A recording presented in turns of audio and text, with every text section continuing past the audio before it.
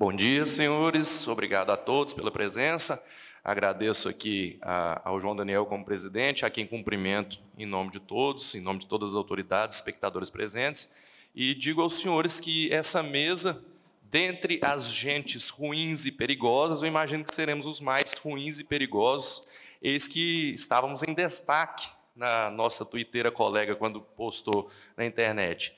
E realmente o tema é um tema que não daqueles que falarão sobre o tema, mas dos aplicadores do tema do ativismo judicial, eu entendo que realmente são pessoas, muitas vezes, como os colegas que nos antecederam aqui falaram, não muitas vezes de forma intencional, mas que causa, sim, muita coisa perigosa. O ativismo judicial, o canto da sereia do ativismo judicial para os aplicadores do direito é um canto doce, mas cujo resultado é amargo, azedo, e isso causa reflexo em toda a sociedade. Então, infelizmente, hoje virou uma praxe a aplicação do ativismo, principalmente no âmbito judicial, jurídico, e sobre isso o tema, infelizmente, teremos pouco tempo para falar, alongar na apresentação também, porque é um tema tormentoso, é um tema que demanda muita reflexão, e para isso temos aqui duas expoentes. Vou apresentar agora as palestrantes. Doutora Andréa Cartacho foi promotora de justiça na Paraíba entre o ano de 2000 e 2003, é atualmente juíza de direito titular da 4ª Vara de Sucessões e Registros Públicos de Recife, é pós-graduada pela Escola Superior do Ministério Público da Paraíba, mestranda pela Unicap em Processo e Hermenêutica e diretora de Relações Institucionais da ADFAS, Associação de Direito e Família e Sucessões. É membro do IAP Pernambuco, Instituto de Advogados de Pernambuco, e terceira vice-presidente da Abrajuc.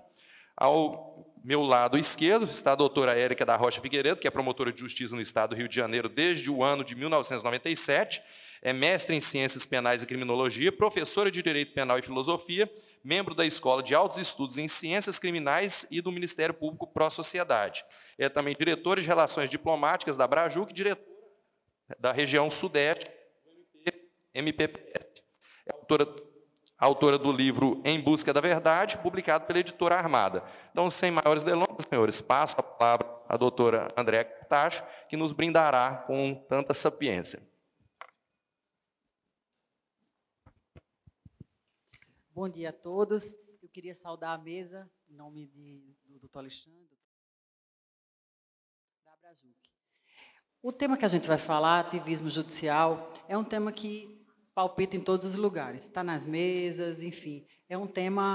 E eu fiquei imaginando aqui, como abordar o ativismo judicial sem ser muito repetitiva. Que ele existe é um fato. A gente podia citar inúmeras situações de ativismo.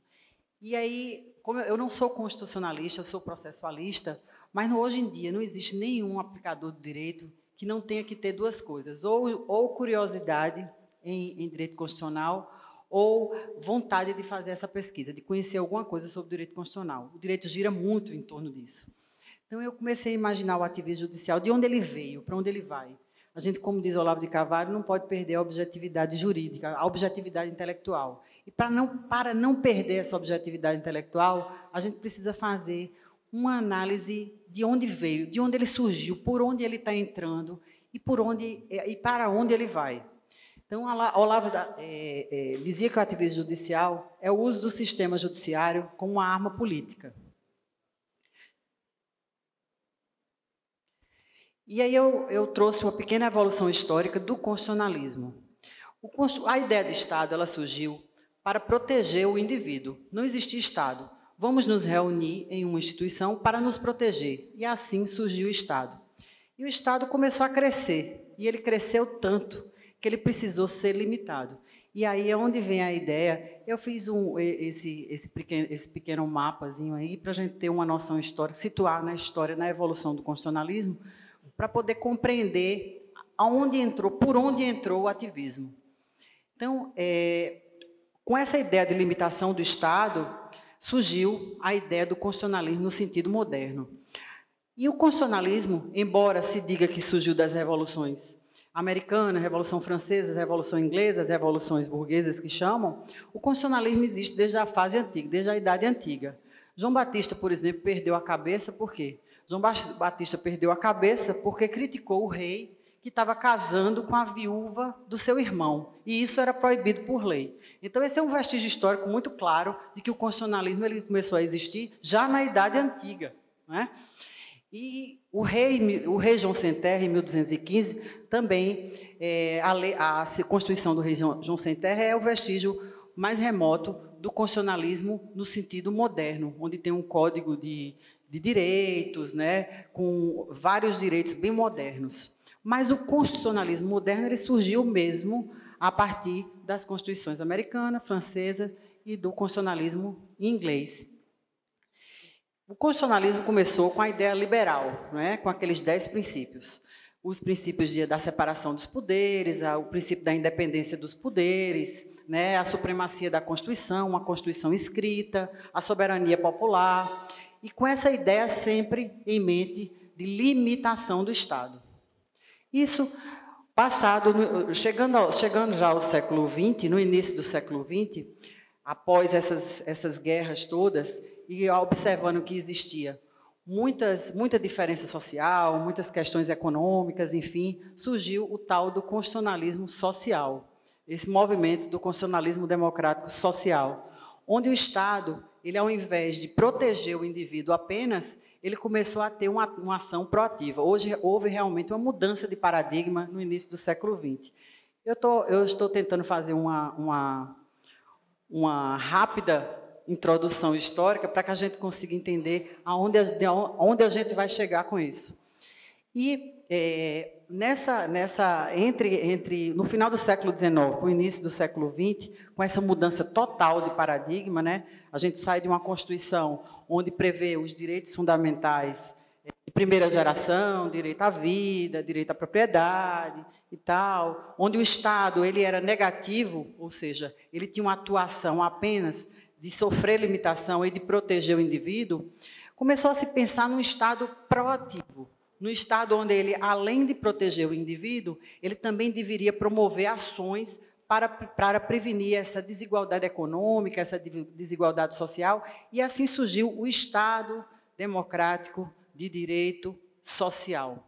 Então, os direitos sociais, uns chamam de direitos de segunda geração, porque os direitos de primeira geração, que são os individuais e os políticos, já estão tão sedimentados e são tão inquestionáveis, que são ditos como direitos de primeira geração, surgiram os direitos de segunda geração, que são os tais direitos sociais, e, coincidentemente, isso é concomitante a 1917, ali, somos contemporâneos àquela ideia de Lênin, né, o leninismo, enfim, como os colegas da mesa anterior estavam relatando a respeito da construção, da efetivação do marxismo. Os direitos sociais eles têm uma versão mais coletivista. Houve uma mudança do direito individual para o direito coletivo. E aí já chegamos nos direitos de terceira geração ou quarta geração, que é onde nós estamos, mais ou menos agora, que surgiu no final do século XX. No final do século XX, começou a se pensar na ideia de felicidade, é onde surgiu o ativismo, né, um direito aberto, um direito onde há posicionamentos políticos, né, a política ela entra através desse direito. E na Europa, houve um movimento chamado de minimalismo constitucional, que a gente chama também de neoliberalismo, né, onde, contrário a essa gama de direitos dentro da Constituição, surgiu aquele movimento que dizia: a gente precisa de uma Constituição pequena, menos interventora, contendo menos coisas, menos direitos, é desnecessário. O nome desse movimento foi dado de neoliberalismo. Isso aconteceu no mundo, no cenário mundial, e é onde a gente mais tem foco. Mas, eu costumo dizer, o perigo mora ao lado, né? E aí, já no final do século XX, entre os anos 70 e 80, em contraposição a esse movimento neoliberal, surgiu na América Latina um movimento chamado de Novo Constitucionalismo Latino-Americano. Né? Eu trouxe esse slide só para a gente ver como o direito, o conceito de Constituição mudou ao longo do tempo. Antes existia, quem estudou direito constitucional sabe que existiam as 3 concepções: sociológica, a concepção de La Salle, a concepção política de Carl Schmitt, a concepção jurídica de Kelsen. Mas, hoje, existem mais outras 3 concepções, que são a base exatamente desse novo constitucionalismo latino-americano. A concepção culturalista. Então, a Constituição, hoje, ela é vista como um fato cultural, cultura total, decorrente da sociedade e influenciadora dessa sociedade. A Constituição é aberta, né? Tem conceitos abertos. Sem pretensão de solucionar de forma direta todos os problemas sociais, ela busca uma relação dialética, construtiva, né? Eu lembro muito dos discursos que a gente tem visto nos votos dos nossos tribunais, eles sempre falam dessa Constituição aberta, dessa nova forma de enxergar a Constituição. E a Constituição simbólica, né? Que ela desempenha um papel político ideológico na administração de tensões. Ou seja, tudo que nós estamos vendo, são frutos de estudo, de pesquisa e de correntes que vão sendo construídas e contextualizadas e passadas como teorias dentro das nossas escolas, dentro das nossas faculdades, nos mestrados e doutorados. E aí, um pouco do novo constitucionalismo latino-americano. E de onde veio esse novo constitucionalismo latino-americano? No início do século XX, existiram 3 revoluções socialistas na América Latina. A Revolução Caracarro, na Venezuela, não é? Capitaneada por Hugo Chávez. Teve na Bolívia a revolta da água e do gás, e findou com a subida ao poder de Evo Morales. Depois nós tivemos no Equador a revolta dos forajidos, que culminou com a subida ao poder de Alberto Correa. Enfim, nos anos 2000, em torno ali dos anos 2000, existiu um giro muito grande à esquerda, ascendendo ao poder na América Latina muitos líderes de esquerda. Lula da Silva no Brasil, o Nestor Kirchner na Argentina, Mujica no Uruguai. Então, houve um giro muito grande à esquerda nos anos 2000 e houve a ascendência desse novo constitucionalismo latino-americano, que eu suspeito que seja bastante debatido e há uma tentativa realmente de disseminar isso pelo nosso continente e através do Foro de São Paulo, né? E esse novo constitucionalismo latino-americano, ele contestava o neoliberalismo que estava crescendo na Europa, né? Foi um movimento realmente para conter esse neoliberalismo, esse constitucionalismo mínimo que tentava reagir a essas constituições extremamente socialistas, e na América Latina eles se levantaram com muita força nesse movimento, né? Também contrários às ideias do constitucionalismo americano, que ainda se segura até hoje em razão daquela Constituição, a primeira e única Constituição, a Constituição extremamente liberal. Então, ainda se segura, e eles dizem, aqui nós temos um constitucionalismo cien padres, né? Como diz, enquanto tem os pais fundadores da América, aqui nós temos um constitucionalismo cien padres. Então, nós ficamos muito tempo dedicados a estudar o estudo de casos americanos, o que está acontecendo na Europa, mas eu costumo dizer que nós precisamos ficar de olho nisso aqui que está do nosso lado. E aí trazer uma teoria numa fala rápida é muito difícil, por isso que eu fiz esses slides mais extensos, que é para vocês terem uma noção básica do que é que pensa o novo constitucionalismo latino-americano. E as principais características dele são o quê? A necessidade.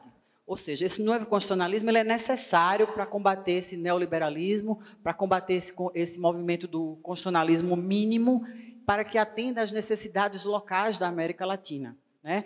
Então, uma ativação do poder constituinte ante mudanças constitucionais. Ou seja, tudo eles lançam mão de referendos e de plebiscitos. A população ela é consultada para toda e qualquer modificação que haja na legislação constitucional, né? Uma limitação do poder constituído, porque o poder constituinte para eles é o povo. Antes de existir a constituinte, existe um poder constituído que é o próprio povo. E o poder constituído é o poder, seria o derivado, seríamos nós, aplicadores dos direitos, os juízes, os legisladores infraconstitucionais. Esses aí, eles precisam ser totalmente limitados. Então, exatamente, a limitação do poder constituinte, dando uma grande força a esse poder constituinte, que é o povo. Então, há uma constitucionalização da participação popular, ou seja, a inclusão na Constituição dessas formas de democracia direta. Veja que tudo na América Latina vai a referendo, vai a plebiscito, né? E existe também situações em que novas formas de organização do Estado para que o povo possa participar. Temos a extensão das constituições, então, são constituições extensas, constituições complexas, não na linguagem, como aí eu falo, mas constituições que tratam sobre todas as coisas, detalham as relações individuais, detalham todas as relações, de forma que não se permita ao poder constituído, ao judiciário de base, que a gente chama, trabalhar com liberdade dentro desse contexto. Então, há uma atrofia do poder judiciário de base e uma hipertrofia desse judiciário da cúpula. Isso tudo que nós estamos vendo, né, que é realmente uma fonte muito forte de ativismo, isso é uma ideia que está surgindo desde o início, do final do século XX, e que está tomando a América Latina de uma forma muito grande, uma forma muito firme. E temos, por exemplo, a Constituição da Venezuela tem quase 400 artigos. São constituições que absurdamente grandes. E tem a originalidade. Boaventura de Souza Santos, porque a gente precisa beber da fonte do inimigo para conhecer para onde ele vai, né? Diz que é o constitucionalismo experimental, ou seja, a gente sabe qual é o Estado que a gente vai destruir, mas a gente não sabe qual é o Estado que vai construir. E eles ainda dizem, diante da incapacidade do velho, eles partem desse pressuposto, diante da incapacidade do velho constitucionalismo de resolver problemas fundamentais da sociedade, o novo constitucionalismo conseguiu construir uma nova institucionalidade. Então, as constituições elas passam a ter linguagem simbólica, veja, racismo estrutural, feminismo, enfim, essa linguagem toda ela passa a constar nas constituições. Né? No novo constitucionalismo latino-americano, isso já está institucionalizado. Né? Então, complexidade técnica acompanhada por uma simplicidade linguística devido ao desejo de transcender o constitucionalismo de elite em direção ao constitucionalismo popular. As constituições elas são enormes, elas são gigantescas, mas com linguagem simples, de acessível ao público, com acesso à população mais simples. Né? E no campo internacional, o novo constitucionalismo latino-americano propõe uma coisa super interessante. É um compromisso com uma integração, alguma coisa mais ampla, né, não puramente econômica, que apresenta possibilidades reais de integração dos povos. E, em última análise, tenta conciliar a necessidade de integração com um conceito recuperado de soberania. Nada mais é do que a flexibilização da nossa soberania para que se receba dentro em nível constitucional, as orientações de organismos como a ONU, os tribunais, a Corte Interamericana de Direitos Humanos. Então, não é mais necessário, no novo constitucionalismo, que isso passe por aquele quórum, seja votado. Não, é uma nova institucionalidade, é uma soberania repaginada, de forma que esses direitos fundamentais, né, eles não precisem de todo esse quórum para poder fazer parte do ordenamento. É uma nova ideia de constitucionalismo. Né? E aí eu coloquei esse último item, porque eu achei super interessante, e faz um link com a próxima parte do que eu vou falar, que é a insistência na diferença em o Estado a ser destruído e o Estado a ser construído. É uma ruptura democrática com o antigo, ou com o anterior, no compromisso com a Constituição, com a democracia material sobre a democracia formal. Isso me lembrou um ponto que eu vou falar um pouquinho mais adiante, que é o debate entre Kelsen e Carl Schmitt, né? onde eles diferenciam a Constituição formal da Constituição material. Isso está escrito. Esses dados eu coletei numa pesquisa de Roberto Viciano e Martínez Dalmau, que foram consultores dessas 3 constituições que eu me referi, da Venezuela, do Equador e da Bolívia. Eles foram consultores, eles são espanhóis, de Valência, e eles é que deram a estrutura jurídica para a construção dessas constituições. E eles usam essas frases, eu tirei dessa pesquisa sobre eles. E aí todo mundo fica falando o neoconstitucionalismo é igual ao novo constitucionalismo latino-americano. Não, o neoconstitucionalismo e o novo constitucionalismo latino-americano são duas coisas complementares. O neoconstitucionalismo é uma teoria do direito, né? E o novo constitucionalismo latino-americano ele é uma teoria da Constituição. Então, eles são complementares. O neoconstitucionalismo é uma construção acadêmica, surgiu dentro dos laboratórios acadêmicos, tal, e o neoconstitucionalismo, segundo esses autores, ele surgiu das revoltas populares. É tanto que o neoconstitucionalismo surgiu dessas 3 revoltas socialistas na América Latina. E aí eu falo do debate de Kelsen-Schmitt. Por que é que eu trago aqui esse debate que foi, para mim, talvez o maior debate do século XX? É o debate sobre quem é o guardião da Constituição. Então, para Kelsen, Constituição é norma, é a regra escrita, né? Tem aquela pirâmide ali, onde a Constituição está no topo, e existe aquela forma de interpretação segundo ao que está escrito, né? Essa daí é a Constituição, em resumo, para Kelsen. E para Kelsen, como a Constituição é um conjunto de regras, um conjunto de normas que precisam ser interpretadas, quem deveria ser o guardião da Constituição? Então, para Kelsen, o guardião da Constituição tem que ser um órgão jurisdicional, um órgão do judiciário, um órgão que está habituado a interpretar as leis e aplicá-las. Então, para Kelsen, a Constituição deve ter como guardião o poder judiciário. Já para Carl Schmitt, que é um autor extremamente controvertido, a gente vai falar de Schmitt, muita gente se arrepia, né, porque o nazismo ele foi implementado segundo as teorias de Schmitt, né?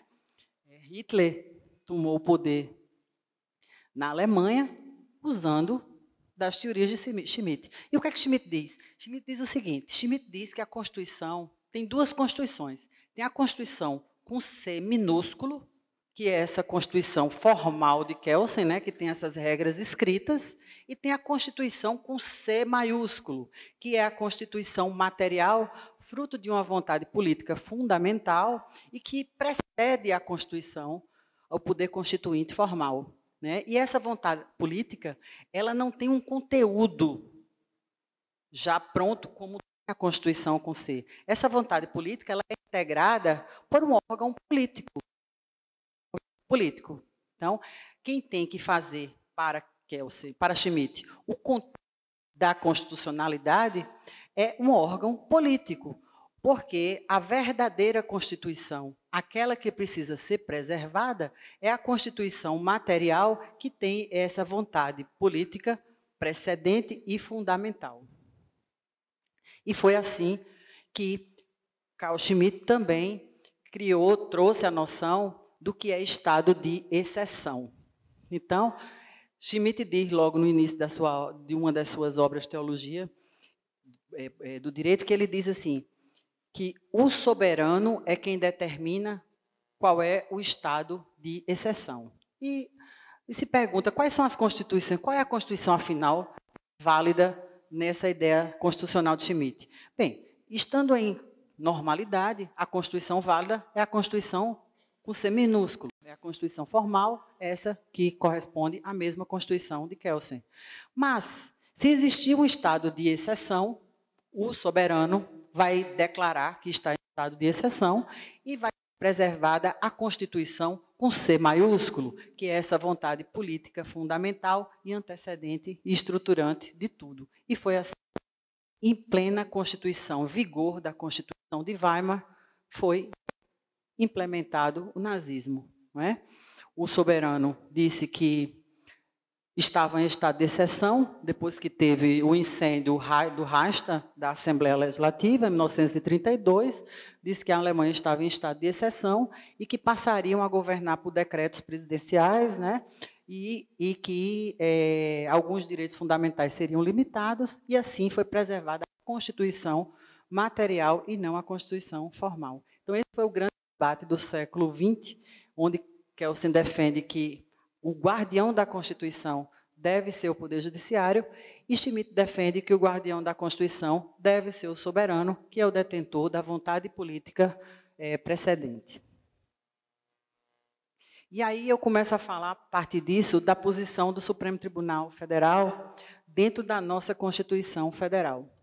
O Supremo Tribunal Federal compete ao Supremo Tribunal Federal ele aguarda da Constituição. Isso diz o artigo 102.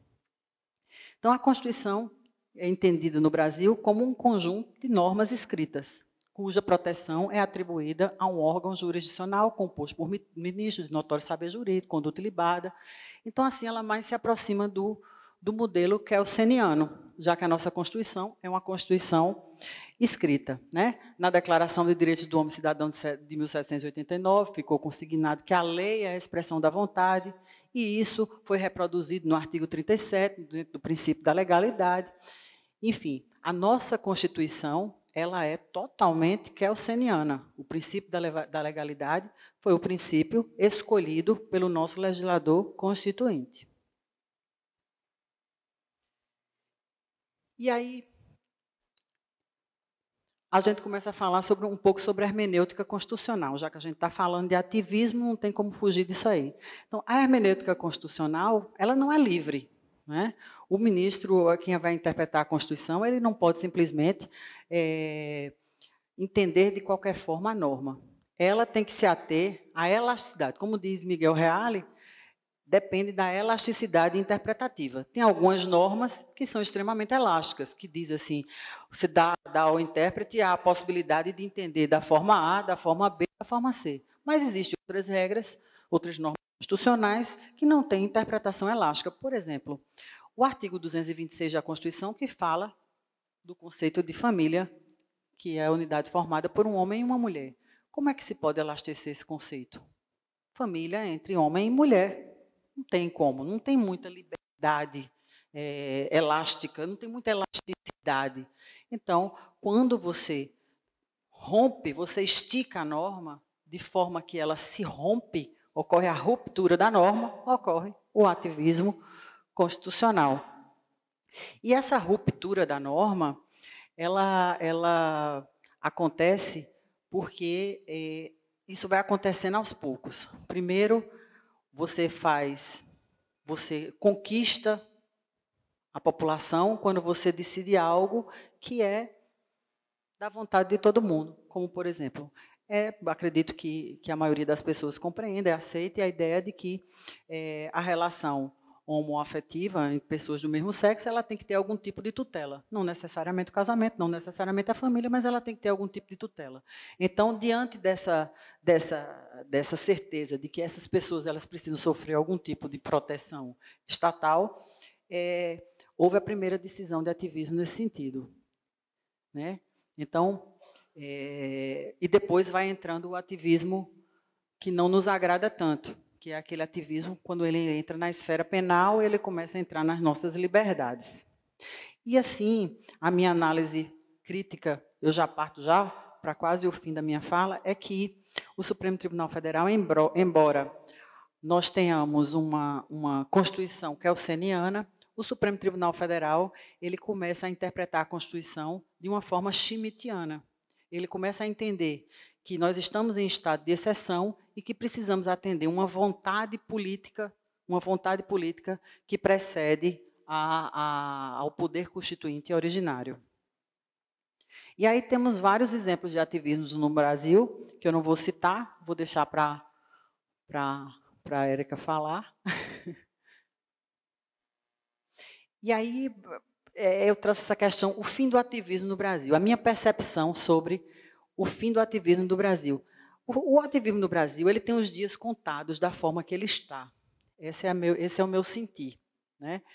Essa eleição deste ano ela será um divisor de águas. Um divisor de águas. Se ganha a direita, o pensamento mais liberal, vai haver um fortalecimento do sistema de checks and balances, né, com a colocação de 2 ministros no Supremo, com a entrada de um poder legislativo mais à direita, enfim. Então, vai haver uma reação do sistema de checks and balances de forma que talvez seja possível expulsar esse corpo estranho que está fugindo e quebrando o Estado de Direito, como foi posto na nossa ordem constitucional. Certo? Mas, se entra alguém mais progressista, se entra o outro lado do espectro político, o ativismo também vai chegar ao fim, mas pela entrada do novo constitucionalismo latino-americano no Brasil, com mudanças constitucionais bem mais profundas e a colocação dentro da nossa Constituição desses conceitos que eu relacionei logo atrás, nos outros slides, e que já estão nos nossos vizinhos. Por isso que eu digo que o perigo mora ao lado. Eu vi um deputado totalmente de direita, assim, declaradamente de direita, defendendo mudança na Constituição e referendo popular. Eu acho uma temeridade neste momento político que nós estamos, porque o novo constitucionalismo latino-americano é isso, é moeda única, não existia essa soberania da forma que a gente vê, é o nosso continente em bloco e a entrada desses conceitos políticos através do Supremo Tribunal Federal, nosso órgão de cúpula, que vai aceitar o que diz a Corte Interamericana de Direitos Humanos como sendo uma norma constitucional, o que vem da ONU, a Agenda 2030 da ONU, como sendo uma norma constitucional, com essa flexibilização da soberania, tudo isso dentro da nova Constituição, uma nova forma de interpretar a Constituição através do novo constitucionalismo latino-americano. Então, eu entendo que o ativismo será um assunto, talvez nós estejamos debatendo o ativismo já nos seus últimos dias, porque ele terá uma solução. E as conclusões, eu termino, todas as instituições, inclusive o Supremo Tribunal Federal, estão sob a autoridade da Constituição, configurando uma verdadeira ruptura qualquer postura que tenda a fugir desse raio de incidência. Né? Essa é uma. E aí eu trago uma frase de Maquiavel que diz o seguinte: quando eu me arrogo de um poder que eu não tenho, eu preciso fazer com que esse poder não seja questionado. Então, vou fazer com que o poder não seja questionado, primeiro, é conquistar os corações, né? Conquistar as mentes e os corações. E aqueles que eu não conquisto, eu calo, através da limitação da liberdade de expressão. E, embora as decisões do STF eles tenham uma aparência de plena juridicidade, há um elemento político por trás, que precisamos nos atentar em razão do impacto que vem causando no universo jurídico e político brasileiro. Eles não escondem, a gente fica chocado porque eles não escondem o conteúdo político das decisões, eles não escondem porque isso faz parte do novo constitucionalismo latino-americano. Esse conteúdo político está dentro do direito constitucional, faz parte dessa corrente ideológica e que ela está crescendo. Né? Enfim, eu concluo dizendo que entre Kelsen e Schmitt, o STF vem interpretando a Constituição como fazia o soberano de Schmitt. E a história ela é testemunha do desfecho final. E aí eu pergunto, é esse Brasil que nós queremos? Não? E assim eu termino. Muito obrigada.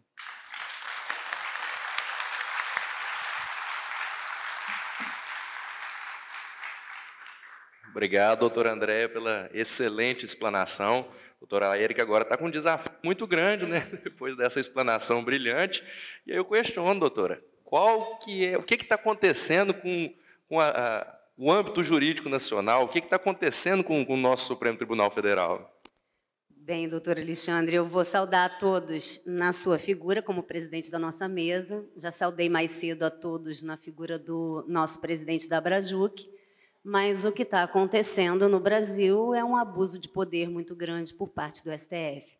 Acho que é muito fácil, né, falar sobre o STF. Eu acho que, para todos que estão aqui, é uma unanimidade que nós estamos vivendo uma juristocracia, um ativismo judicial e um abuso de poder sem precedentes. Então, falar sobre isso é um tema bem confortável, porque não acho que nenhum brasileiro médio está satisfeito com o que vem acontecendo no Brasil. Eu ministro um curso sobre filosofia das virtudes e, nesse curso, eu falo muito da virtude da prudência e da virtude da justiça. E, para que um julgador ele possa aplicar a virtude da justiça, ele precisa exercer essa virtude com prudência e com sabedoria. Infelizmente, não é o que a gente vê acontecer no Brasil hoje.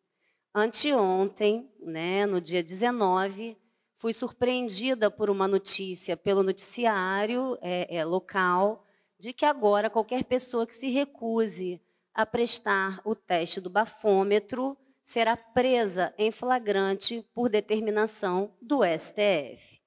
Essa é uma questão absolutamente administrativa, que só poderia ser decidida pelo DETRAN, pelo DENATRAN, ou por qualquer desses órgãos que decidem ou judicialmente pelo órgão que criasse a lei que regula essas questões de trânsito, mas o STF, suprindo essa lacuna, entendeu anteontem que agora todas as pessoas que se recusarem ao teste do bafômetro devem ser presas. Então, você está dirigindo, é surpreendido pela lei seca, você toma uma taça de vinho, não quer fazer o teste, você será preso em flagrante.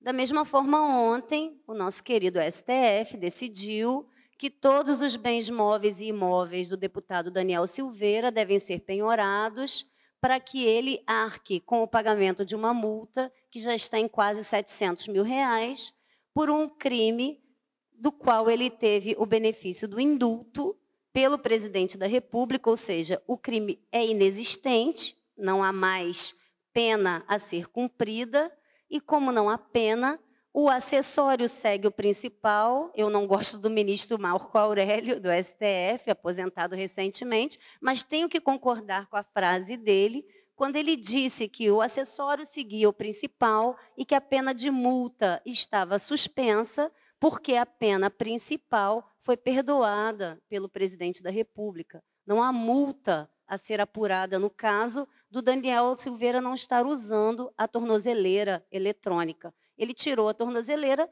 pelo simples fato de ter sido contemplado pelo indulto. No dia seguinte, ele tirou a tornozeleira. Não há crime, não há pena, não pode haver pena acessória, que é a pena de multa.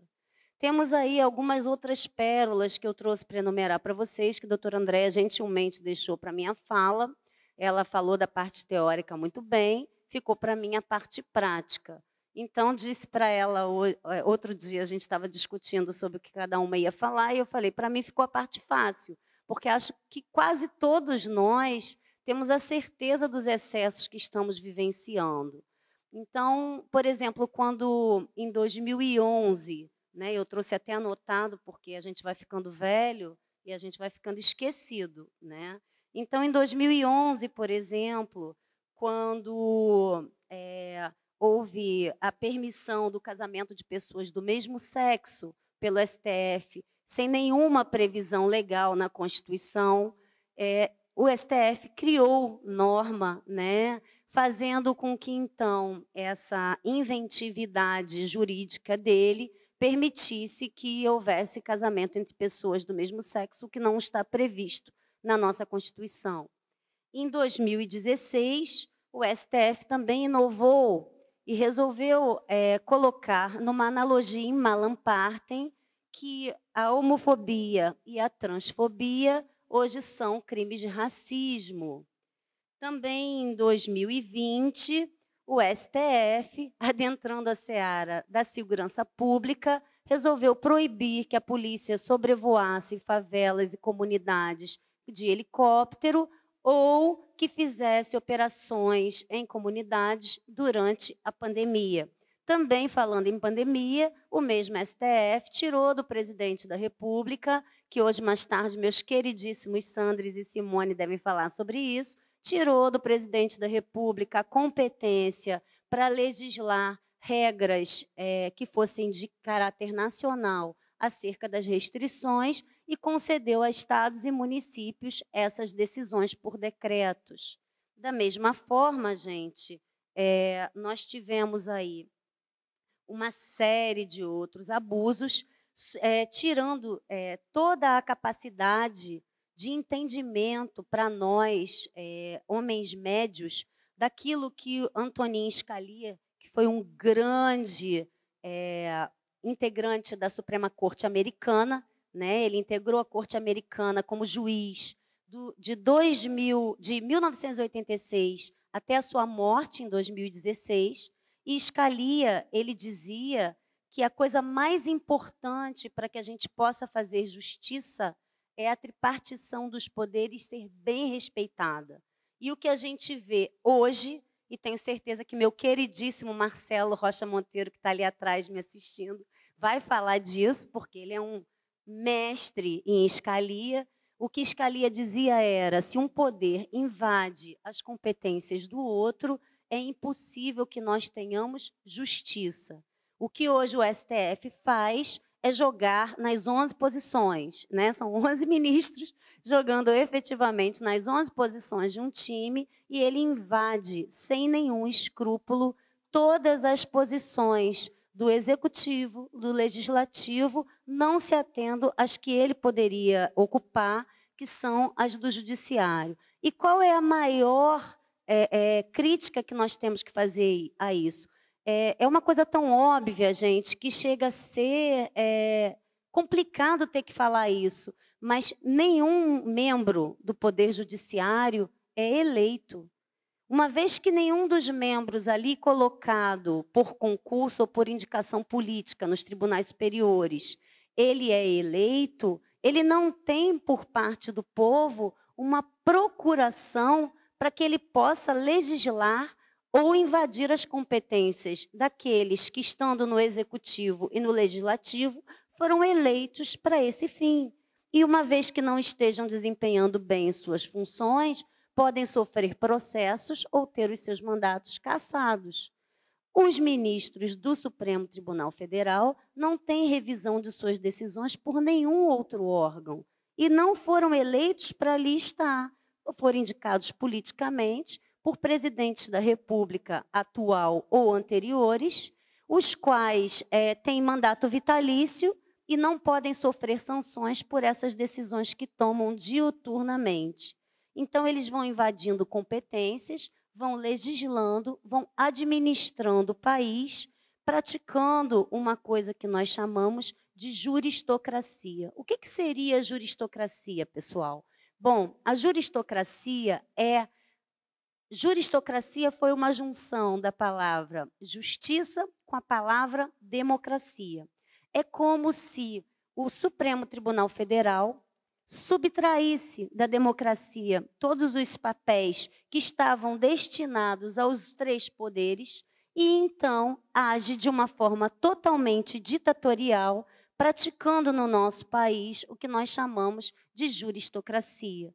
É como se hoje coubessem a todos aqueles 11 ministros as decisões sobre qualquer assunto da nossa nação. E eu comentei com vocês no início da minha fala, decisões que vão desde o Detran e o Denatran, até mesmo, hoje em dia, suspensão de isenção de alíquotas de impostos que o presidente da República possa decidir conceder, né, ato privativo dele, ou como no caso do indulto ao Daniel Silveira, nesse absolutamente arbitrário inquérito das fake news, que tem um monte de outras vítimas por um crime indeterminado ou crimes indeterminados, que até hoje não foram objeto de denúncia. Esse inquérito se arrasta há 2 anos, e nós vemos aí que o presidente, ao ter concedido o indulto, que também é ato privativo dele, está tendo esse indulto questionado pelos Supremos,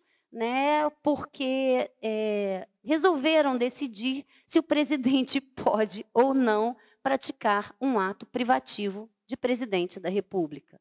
É a esse ponto que nós chegamos. O Scalia também dizia que, na hora que um julgador ele vai aplicar uma lei, ele precisa se ater, e isso também é óbvio, tá, pessoal, à letra da lei. O julgador ele não pode tentar descobrir qual era a intenção do legislador. Não importa se a intenção do legislador era essa ou aquela. O que importa é o que foi escrito e é o que está contido ali naquela lei. Então, o julgador ele precisa usar a originalidade da lei, ou seja, ele tem que se ater ao texto original e ele tem que usar a textualidade. O que é isso? Ele tem que se ater ao texto da lei. Por conta dessas obviedades, o Scalia, por seus detratores, foi chamado até mesmo de medíocre.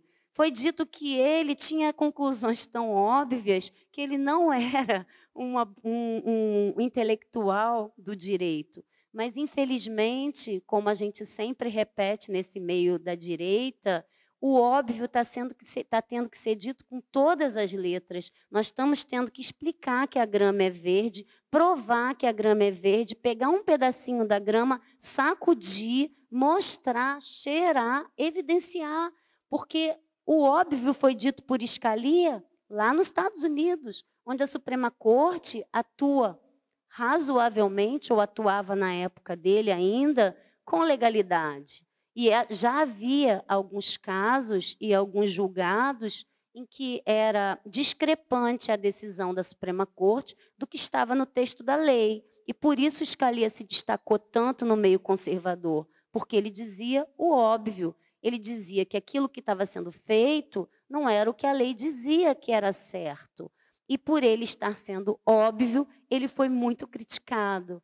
Mas nós hoje, dentro do aspecto dos horrores que nós temos vivenciado e dos excessos que nós temos testemunhado, nós precisamos dizer o óbvio. E é o óbvio que eu vim dizer para vocês hoje aqui. Por isso que eu disse que a minha fala seria fácil, porque todos nós que estamos entendendo um pouquinho do que está acontecendo no nosso país, e não está acontecendo só aqui, está acontecendo no mundo todo, nós sabemos que há um interesse oculto dessas autoridades do judiciário, integrantes das altas cortes, de efetivamente avocarem o poder para as suas mãos, num projeto muito maior de dominação que nós possamos imaginar. Então, é muito complicado, porque eles se valem aqui no Brasil, por exemplo, de mandados de injunção, ações declaratórias de inconstitucionalidade ou de súmulas vinculantes que dizem que vêm ocupar lacunas que a lei deixou para criar novas leis e para criar situações nas quais eles decidem rumos que só podiam ser tomados pelo Poder Legislativo ou pelo Poder Executivo. Eu ouso discordar da doutora Andréia quando ela diz que o ativismo, de um jeito ou de outro, vai chegar ao fim, seja pelo domínio total das circunstâncias por parte desses ungidos, né, os 11 ungidos que se acham realmente escolhidos por Deus, como os reis se consideravam, né, para a ocupação daqueles cargos, e se acham imunes a qualquer tipo de crítica e totalmente distanciados da realidade. Então, a doutora Andréia acha que pode vir a acontecer um novo constitucionalismo que acabaria com o ativismo, ou que nós podemos reeleger o nosso presidente atual e ele pode vir a colocar novos ministros que possam, com o tempo, deixar de praticar ativismo judicial. Eu vou ser bem breve, já estou quase encerrando, mas o que eu quero dizer para vocês é que eu acho que isso não vai acabar. Não vai acabar porque a gente vive hoje um câncer nas carreiras jurídicas e essas pessoas que, infelizmente, saem dessas faculdades totalmente ideologizadas e elas passam num concurso público, elas realmente acreditam que elas são ungidas por Deus. Elas acreditam que elas fazem parte de uma intelectualidade destacada e que elas ocupam um lugar de poder e autoridade na sociedade, que é um local no qual eles sabem quais são os melhores rumos e os melhores caminhos e as melhores decisões a serem tomadas, e mesmo que eles não apliquem a lei, eles podem dar uma ajustadinha na lei para fazer do jeito que eles acham melhor. Então, o único caminho é formarmos novos juristas, pessoas que entendam que elas são seres humanos, podem errar, né? São factíveis de erro, e que elas não podem determinar o rumo da vida das outras pessoas a não ser aplicando a lei do jeito que ela foi promulgada, interpretando-a da forma que ela deve ser interpretada, sem malabarismos, sem invenções, sem entenderem que são capazes de melhores decisões se criarem as leis das suas cabeças. Mas eu não acredito que, em um breve espaço de tempo, nós seremos capazes de formar essas gerações de juristas. Nós, no Brasil, e as outras nações do mundo, estamos vivenciando uma crise de valores morais, uma crise civilizacional que atinge o direito em cheio e atinge a tomada de decisões pelos julgadores de forma certeira. Então, não acho que o ativismo vai ter fim, acho que nós vamos caminhar para momentos e para tempos muito sombrios, muito mais do que os que vemos hoje. Se hoje vimos esse show de horrores por causa de uma pandemia, acho que vão vir outras questões.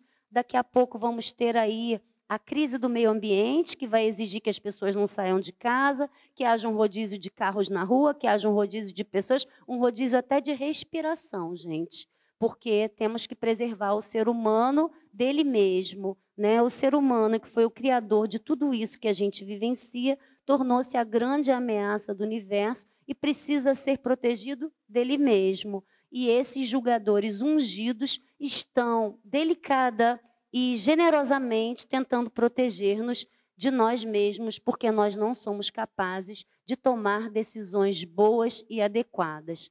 E acho que a perseguição do bom, do belo, do justo, do verdadeiro está muito distante de acontecer no meio judiciário, principalmente no judiciário brasileiro, que é o que a filosofia sempre pregou e é o que o direito, desde a época dos gregos, tentou ensinar.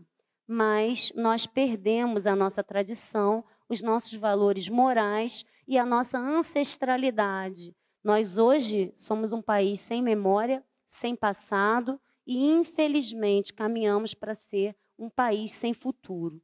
Então, agradeço a todos a paciência, peço desculpa se me alonguei, tentei ser breve, porque sei que todo mundo deve estar com fome, mas ainda podem escolher o cardápio do almoço.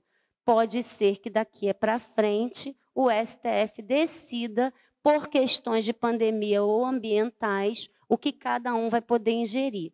Então, desejo a vocês um almoço maravilhoso. Nos vemos após a nossa pausa e vamos ter muito mais coisa boa vindo por aí na parte da tarde. Muito obrigada.